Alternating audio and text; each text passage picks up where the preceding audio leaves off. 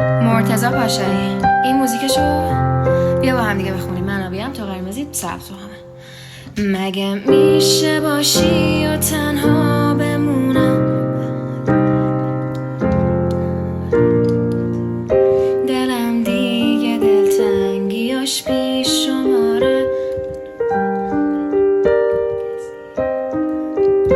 عوض میکنی زندگیمو، تو یادم دادی عاشقی رو، تو رو تا ته خاطراتم کشیدم،